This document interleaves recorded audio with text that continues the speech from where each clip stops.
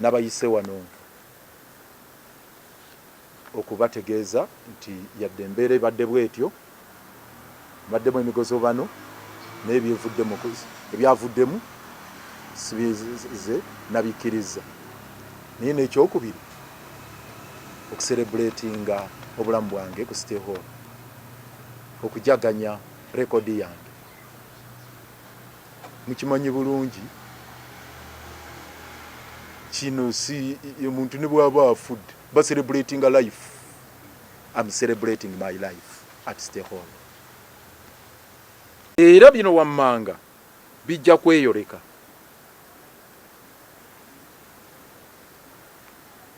nti Lukwago yafuluma mu City Hall nga tewaliwo rekodi yonna ya bubbi. Clean sheet giyite stainless steel.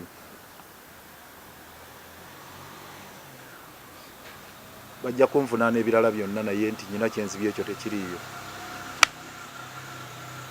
Clean sheet. Tewaliyo ripooti ya Auditor General, tewaliyo ripooti ya Parliament, tewaliyo ripooti nti oba ya kino, nti oba batudde ne mu council ne baga nti Lukwago uno bamuwozesa nti yabbye kino, nti oba kino ne kino, tewaliyo. No, entalo mbadde muziraba mu KCCA, naye tewaliwo baali batudde nga baga nti Lukwago tubuulire zino sente zaalagawo ez'oluguudo. Nga mbadde mbalaba nobeera ne bakansalani bajjani bagira bati ne baga tewaliwo lunaku na lumu. Mu Parliament tewaliwo lwe baali bangamba nti Lukwago bamukunyiza mulabye be bayita mu Parliament. Tewali. Auditor General tafulumyangayo reporting eri mu Lukwago. Lwaki simwebaza oyo nyini nsi ninga nti Allahu Akbar. No wammanga bye bimu ku byo byenjagala okulaba nti bye bijja okusigalawo nga beera babuuza nti mu kaseera ekibuga we kyetaagira omukulembeze ali principled Lukwago yeeyisa atya. Nti mu kiseera ng'ekibuga kyetaaga omukulembeze omwesimbu yo yali principled Lukwago yeeyisa atya. Kubaza zino ze ticking box. Nti waliwo akaseera ng'ekibuga kyetaaga omukulembeze omwesimbu omwerufu. Eyo nga batiikinga nti Lukwago yafuna 10 ku 10. Mu kaseera abanaku nga batuntuzibwa abafuna mpola mu kibuga Kampala, ababoda, abataxi, abatembeyi, abakedi, bakanabe, abomagalaji, abaki nga bayayana banoonya omwasirizi abali mu bifo by'enzigota nga bayayana ani atujuna ani atutaasa. Lukwago yakolawo ki? Nti Lukwago yayimirirawo n'alwanirira omunaku. Awo bajja kumpa 10 ku 10. Ne bagamba mu kaseera nga waliwo embeera egamba nti naye ekibuga kino tukizimbye tutya. Question egamba nti tufune bino quick fixes ebyokubirira bakubirira ebiguudo bakubirira ebinyanya bagire. Lukwago n'okuzimbaga kiri planned. Lukwago yayimirira kuki? Lukwago yayimirira naga nti no tukole structure plan era n'agifubako gikola.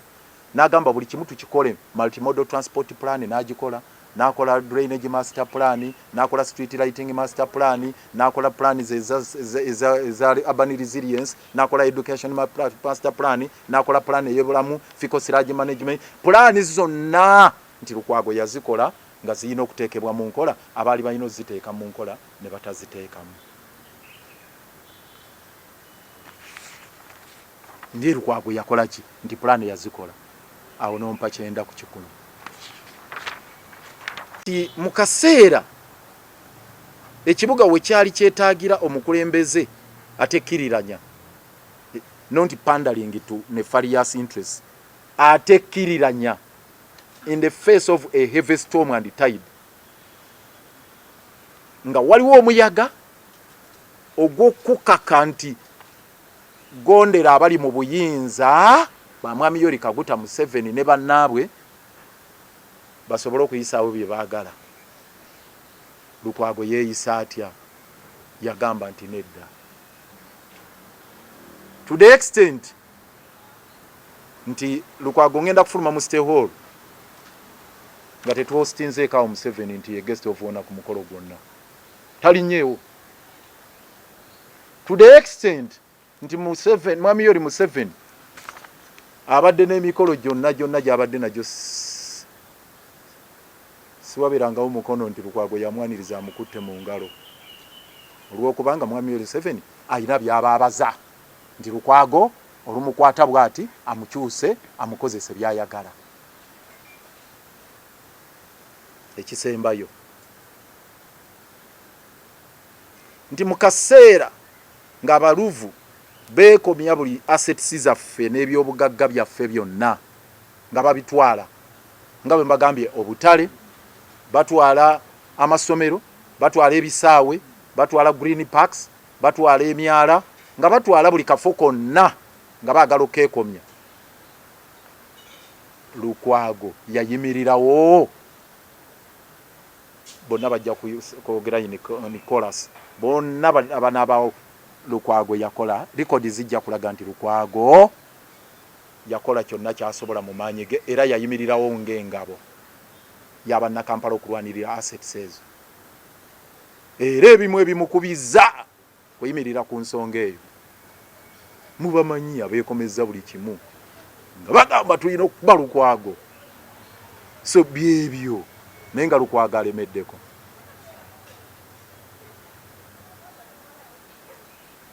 So ebyo mu history tebigenda kuvaawo.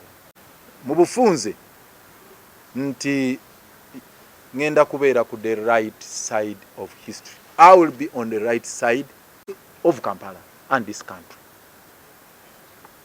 N'olw'ensonga eyo kino kankyogere tekiri wano mu statement naye maaso awo era tujja kubalaga ebibadde mu pipeline ebirina okukolebwa bye tusuubira nti birina okukolebwa nga bye tubaze okuteetera ssente eza World Bank, akatale ka Usafi, akatale k'eggaba n'akatale ke Kamwokya wamu n'okumalirizaako ekitintale ng'ezo ssente weeziri okulaba nti abanaku babaako we bakolera ebyo byemu bye tugenda okwogerako mu maaso eyo maybe nga time efulumya ituuse.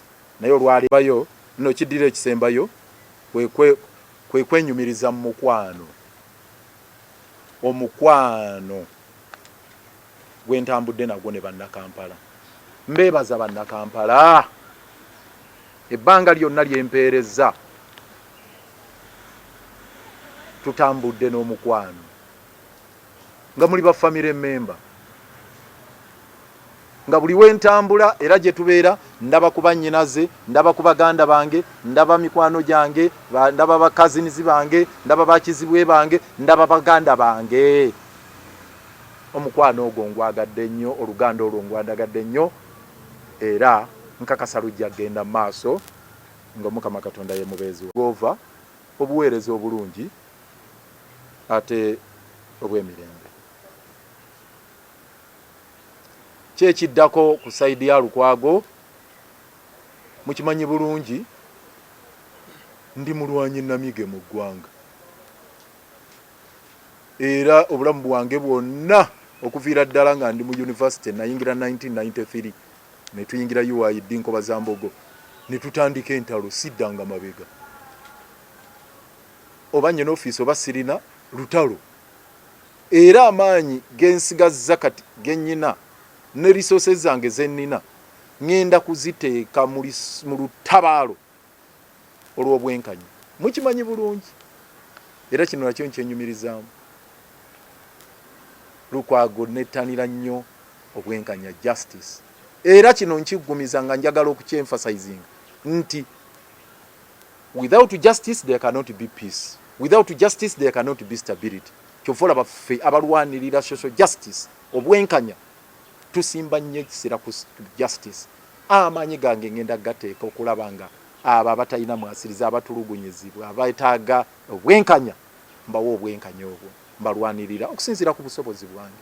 Ate nga situnulidde bibiina nti oba kino oba kiri, nti situnulidde nti ndi Obedi Lutale na Besigye naye ne baganda baffe nga Muwanga Kivumbi n'abalala bendaba mu mbeera gye balimu nga babataddeko ebisango, abantu be bebatta ate ye ne bamuteekako omusango. Ebyo byonna tulina okubirwanyisa nga twagala okufuna obwenkanya ne ba political prisoners abalala.